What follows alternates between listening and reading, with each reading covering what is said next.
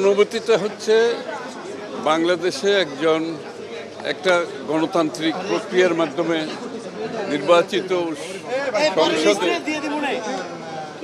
আমরা বাংলাদেশের প্রেসিডেন্ট নির্বাচিত করেছি। এটা গণতন্ত্র একটা ধাপে গিয়ে গেলাম আমরা।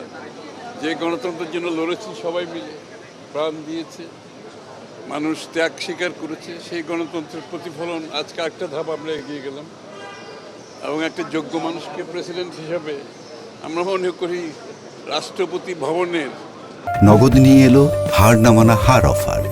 সর্বনিম্ন 10,000 টাকা রেমিটেন্স নগদে পাঠালে থাকছে স্বর্ণের হার জেতার সুযোগ।